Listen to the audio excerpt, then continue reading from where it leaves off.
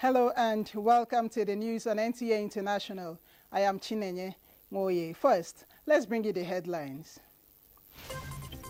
President Bola Tinubu attends 8th-day Fidal prayer for the late Awujale of Ijebu Land, Oba Sikiru Kayode Adetona. Nigeria adopts renewable energy to bridge energy gap and improve electricity supply. Democratic Republic of Congo and Rwanda-backed armed group M23 sign a ceasefire deal.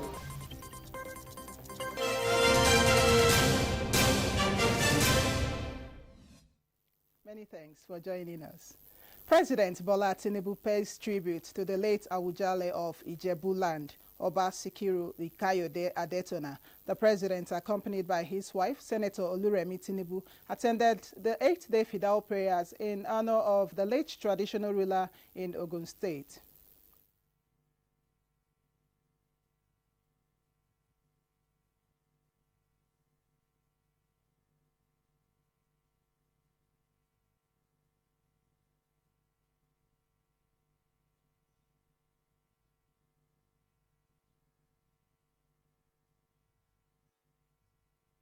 Of our father. He is our leader of conscience, tradition, and a great value. He brought pride, dignity, and honor to the Yoruba race. I'm extremely proud of him. He was always there at that time of need for all of us. I could recount the June 12th episode, our protest then, our episode in his palace, our foray, our resistance, our determination to reverse the annulment of June 12th. Papa was steadfast, was resolute, was very encouraging. Oba Adetona, who passed away on July 13th at the age of 91, was one of the country's longest-serving monarchs with a reign of over 65 years. He was laid to rest the following day in Ijebu Ode. Muslims in their numbers have held a special prayer session for the repose of the soul of the late former Nigerian leader Muhammadu Buhari. The dua session, which coincided with the 7th day of his departure, was organized by the Ansaruddin Islamic Society. Abubakar Akwanga reports. We pray that Allah will forgive our father. It was a solemn moment at the Ansaruddin Mosque, but this time tears and sorrows had fizzled away and were replaced with fervent prayers for the repose of the soul of the late former President Muhammadu Buhari. Islamic scholars and other religious adherents observed recitation of the glorious Quran from Surah Al-Fatiha to Baqarah and performed communal supplication for forgiveness and mercy upon the departed. Former ministers in the late president's cabinet and other prominent Nigerians who attended the 7th-day prayer session described Buhari as a true patriot who redefined leadership in Nigeria and appreciated President Bola Ahmed Tinubu for his exemplary leadership during the demise of the former president. We continue to pray for him. Everybody is praying for him, and we thank everyone for the prayers. I may not have worshipped with them the way they worship, but at least I was present to honor President Buhari. Continue to pray for him, whether you're Muslim or Christian. We ask all our leaders, from councillor to president, that she emulate him. I recommend everyday prayer, and prayer also for our leaders. Scholars and personalities appealed to Nigerians to sustain prayers for present and departed Nigerian leaders who fought and are still fighting for the unity, peace, stability, and progress of the Nigerian state. In Abuja, Abubakar Akwanga, NTA News.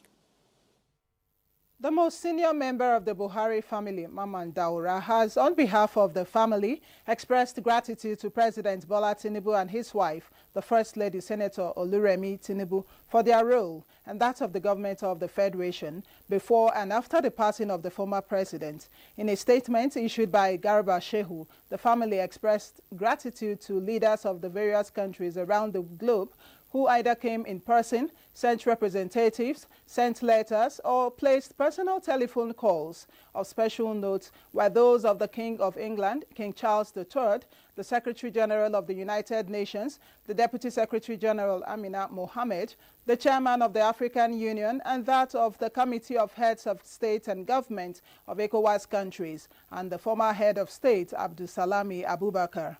The family is equally grateful to Vice President Kashim Shettima and his wife, and to all state governors, former vice presidents, leaders, and members of the National and State Assemblies, Secretary to the Government of the Federation, his predecessor in office, Boss Mustafa, the current Chief of Staff and his predecessor, former and 7 members of the cabinet in both administrations for their activities in these events and their comforting words. The Buhari family is pleased with the gestures of traditional leaders as well as the various emirs and chiefs from all over Nigeria and the neighboring countries who came in person or sent representatives, honored by the large turnout of religious leaders, Islamic, Christian, and of the other faiths, community leaders, women, youth and politicians of various leanings whose surge in Daura was reassuring. The family in Daura is also thanking past and 7 security and intelligence, police and military leaders, permanent secretaries, the nation's business leaders who visited Daura, the entire citizens of this country, and those of other nations represented by their missions in Nigeria. All of Nigeria came out in force to bury Buhari and condole with them and prayed for him. The family is deeply grateful for the visits, the condolence messages, and prayers for him. United Nations Deputy Secretary General Amina Mohammed has commended Governor Abba Kabir Yusuf for his strong commitment to advancing social development and promoting the Sustainable Development Goals, SDGs. She gave the commendation during a courtesy visit to the governor of the Kano Government House. Abdullahi Mustafa reports. The United Nations Deputy Secretary General Amina Mohammed is in Kano following a condolence visit to the family of the late former President Muhammadu Buhari in Daura. Beyond the condolence gesture, the visit was also aimed to deepen advocacy for the Sustainable Development Goals and to enhance collaboration between the United Nations and the Kano State Government. Discussions focus on key areas including healthcare, renewable energy, climate change and human capital development. While Governor Yusuf reaffirmed Kano's commitment to strategic partnerships with UN agencies in critical sectors such as education, healthcare, environmental protection, climate action, renewable energy and sustainable investment, the UN Deputy Chief assured him of the UN's full support and cooperation. She also commended the state government's efforts in women's empowerment, job creation and environmental sustainability initiatives that align closely with global sustainable development targets. This is a center of much production and activity, young people, population, governance, and to hear really what the challenges are, how much progress you have made, and what can we do in the UN to support that in health, in education, in agriculture, in power. Mrs. Mohammed also briefed the governor on the upcoming UN Business and Investment Forum, highlighting the potential opportunities for Kano State to attract international partnerships and investments. In Kano, Abdullahi Mustafa, NTA News. Authorities in the Kingdom of Saudi Arabia have confirmed the death of a prince often referred to as Saudi Sleeping Prince.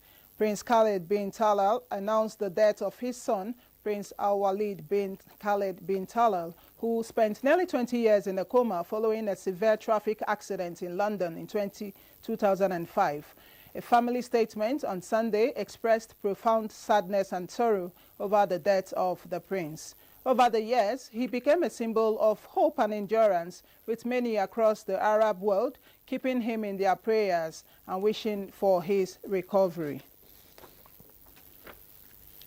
The Democratic Republic of Congo and Rwanda-backed armed group M23 have signed a ceasefire deal to end fighting that has devastated the country's economy, just as Sudan's Prime Minister makes first visit to Khartoum since assuming office in May. Chukunonso Nwabueze reports.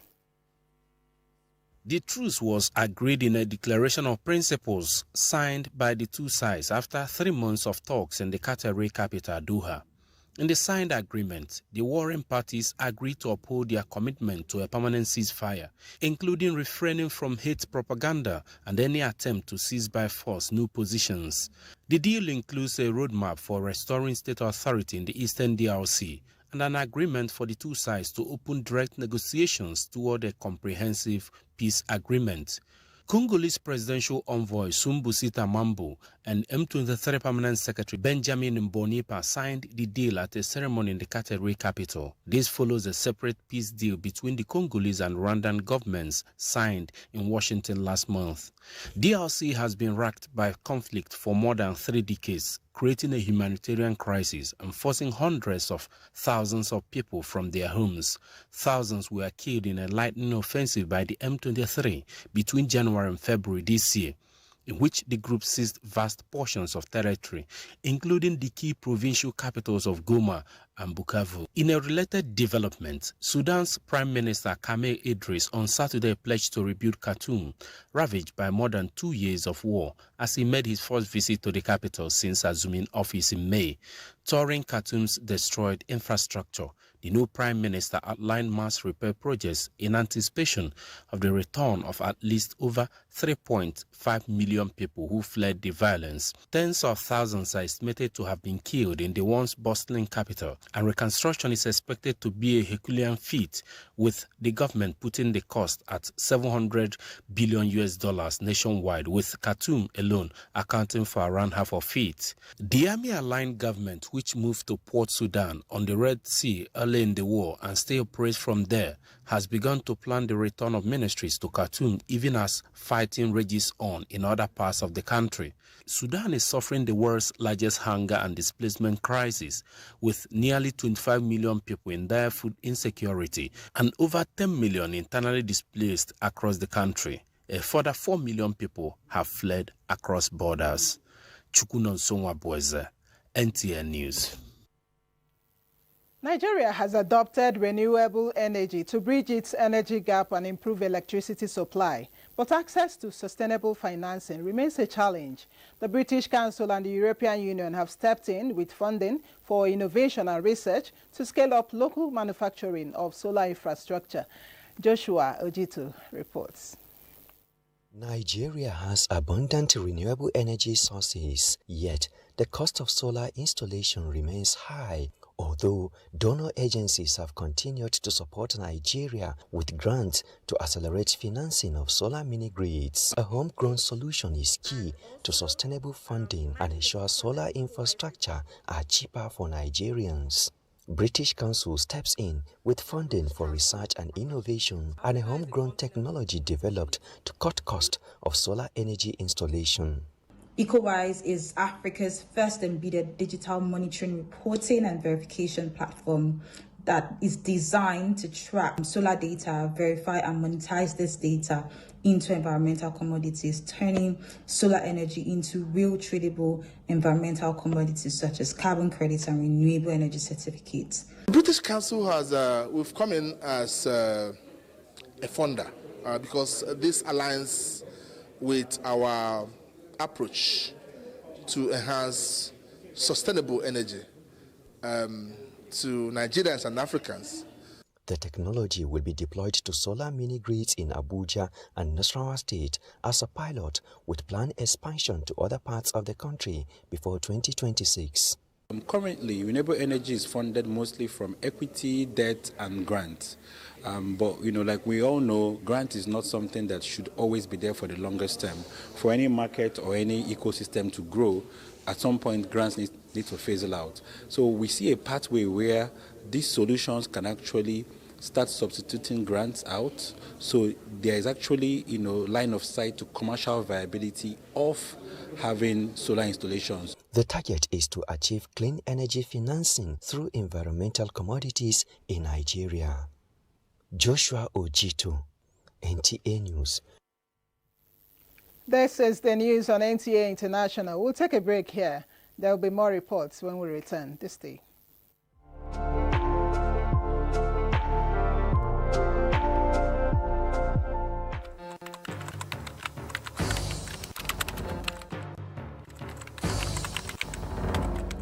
I therefore call on my colleagues, or media professionals and editors, to be discerning in their reportage. We must deny these groups the undue publicity they crave.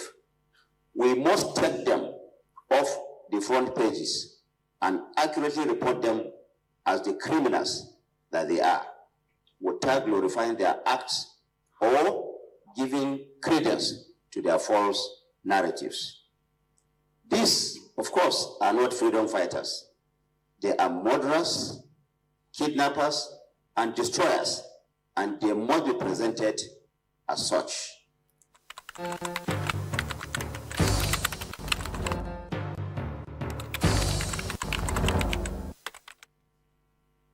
Many thanks for staying on. Farming activities are gradually increasing in many parts of the country as the rainy season stabilizes. However, the high cost of inputs, particularly fertilizers and seeds, is affecting farmers' production costs. Musa Baba Aliyu reports that both federal and state governments are working to implement interventions. The rainy season is gradually stabilizing across the country, encouraging farmers to increase agricultural activities. While the north-central states are benefiting from favorable rainfall patterns, farmers in certain areas of the northwest and northeast are awaiting more consistent rainfall. The Nigerian Meteorological Agency (NIMET) predicts delayed and early ending rains in these regions, leading to recommendations for farmers to adopt smart practices such as planting early maturing, drought-tolerant, and pest-resistant seeds. These seeds have been developed by agricultural institutions in the country and are available to farmers. We used agro dealers and also certified seed companies that we gave seeds for multiplication, and through them, our farmers also accessed our products directly. However, rising cost of inputs like fertilizer, which now exceed 50,000 naira for a 50 kg bag, presents significant challenges for farmers. Fertilizer is still a bit high. What Mr. President has mandated us to do is to see how we can balance between consumer welfare and also farmer welfare. We are concerned about what it will impact on the well-being of the farmer. So we are working on modalities so that we can bring out how we can support farmers and how we can offtake from the farmers. In response, farmers are forming cooperatives to gain access to these inputs and repay loans after the harvest. Already all the fertilizer that we need for the 6,000 hectares we're going to do for this year, we have already purchased all of them. They are on ground. All the input have already been requested for after soil test. Consequently, locally fabricated heavy-duty equipment is gaining popularity, with fabricators based in Jigawa claiming that their products are more durable than the imported ones. To further support food production, President Tinubu has launched the distribution of 2,000 tractors along with harvesters and other tools, which are set to be deployed in the 2025-2026 planting seasons, promising to enhance agricultural productivity. In Abuja, Musa Baba Aliyu, NTA News. Success begins from starting the child well on Oran Foundation. This was emphasized at the 2025 graduation ceremony of Vivad International School, Gwarimpa, Abuja, held amidst pomp and ceremony. Chukwunonso Nwabueze reports that the event marked the celebration of remarkable achievements of the school's graduating pupils, as well as academic exploits of other members of its community. Scaling through any academic hurdle comes with a sense of fulfillment and nostalgia. The outstanding, visibly excited 10 reception pupils of Vivad International Schools, their parents, family members and friends are here to celebrate their promotion to primary section.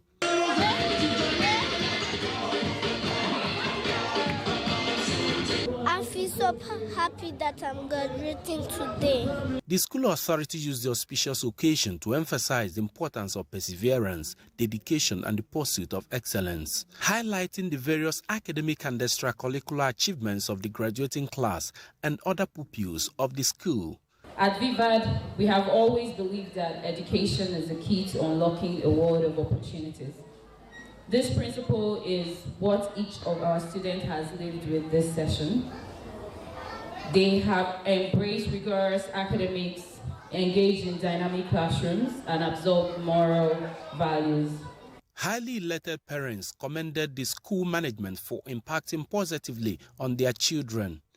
Today, we are not just celebrating academic achievements, but honoring the journey of each child, the sacrifices of parents, and the tireless efforts of our dedicated teachers and school leadership. Like for my son, when he came into the school, he could barely read, but a few months into the school, he became very excellent in reading, and I'm so proud of that. I transferred my girl to another school, but I had to bring her back because they are doing extremely well, and the teachers are really trying. How they started is not what they are now, so there's always been an improvement, and so that's one of the tremendous things about Vivad. That's why we are pleased to have our children in the school. The cutting of the graduation cake, various presentations, as well as recognition of outstanding academic exploits of the school's pupils climaxed the occasion.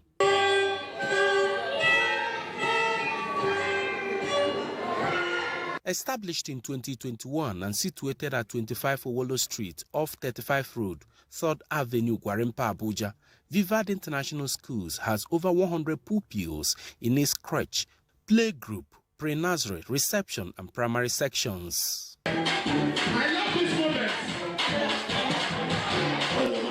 Chukwunonso Nwabueze, NTA News. The Senate reaffirms that there is no subsisting court order mandating the Senate to recall Senator Natasha Akpoti-Uduaghan before the expiration of her suspension. Chairman, Senate Committee on Media and Public Affairs, Yemi Adaramodu, in his statement, says this clarification becomes necessary following the circulating claims by the suspended senator that she intends to resume at the Senate this Tuesday based on a misinterpretation of the recent judgment delivered by Justice Binta Nyako of the Federal High Court, Abuja.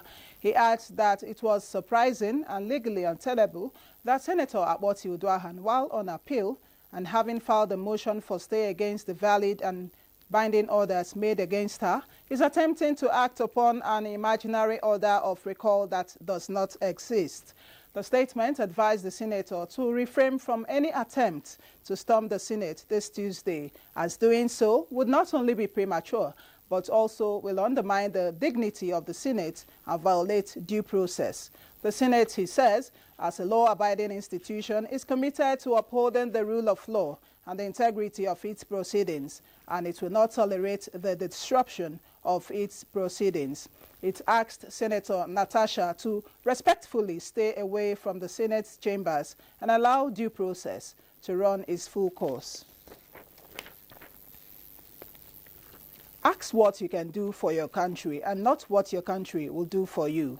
This popular expression, meant to stir the spirit of patriotism, is one that resonates with Nigeria's current trajectory, where citizens have become lukewarm to issues of service for national development. In this report, Calvin Ebonaye examines the place of patriotism in nationhood. It takes two elements to build a country: leadership, and followership. Their action or inaction ultimately reflects on the direction a country will take. The act of patriotism is embedded in putting the interest of the country first in all ramifications, and when a country has majority of patriotic citizens, the task of nation building becomes easier. Nigerians have already lost it. We no longer have confidence in our values. We no longer have confidence in our institutions. These institutions ranging from cultural institutions, from religious institutions, as well as the community as an institution. It is only when we have this country at heart, thinking that I'm not thinking about anything except my country. That is how other countries grow. If you go to other countries, you see that some even believe in their country more than anything else. But in Nigeria today, the selfish interest has taken over the center stage. The role of leaders in value reorientation among citizens is one key factor. When leaders lead by examples, citizens find an easy template to follow. This can be achieved through good governance and empathy in policy formulation. Much aware, there are policies, there are programs, there are a lot of initiatives being created to better the lives of ordinary Nigerians. But the means and the ways in which these policies and programs are being initiated is another thing. Very, very important if we discuss about stories of our past heroes.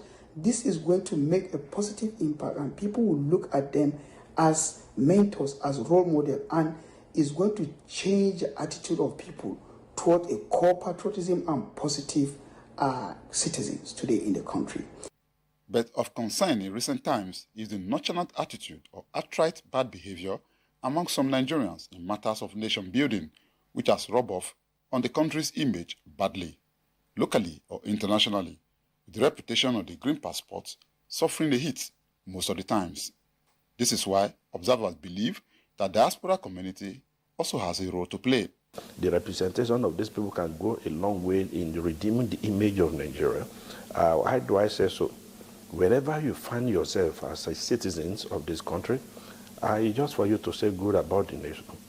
Make it good presentations in terms of representation, in terms of advocacy, because what you say, we have direct either implication on even the citizen in either positive or negative way. So it's just like what is being the slogan that has been going on in the National Registration Agency, that the right thing begin with me. So if the right thing, anybody in Nigeria do the right thing in their respective field, I think it will translate back. Growth and national development. Media has a role now. Let's sell good information. Let's sell what is it called? A good name for ourselves, for within and outside the country. If there is any time when the slogan of living by the citizens' code is apt, that is now. Kelvin Ewonwaye, NTA News. Strategic leadership, patriotism and selfless service towards the growth of all sectors were part of messages that resonated at a special Thanksgiving service by the Nigerian Union of Journalists FCT Council at the World Harvest Church, Abuja, in celebration of the 2025 Press Week of the Council. Elizabeth Omori brings us the sights and sounds of the service. Journalism, as the fourth estate of the realm, is fundamental to democracy, checking violations and reinforcing the rule of law. For members of the Nigerian Union of Journalists, FCT Council, the pen profession remains a critical tool for nation building.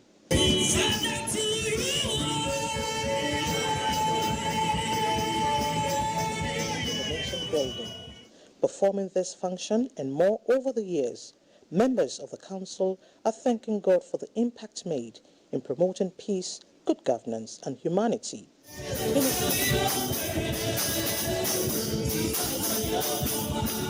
His sermon reminded the congregation that truth should be the guiding principle and see possibilities and obstacles life presents. And its leadership that it meant.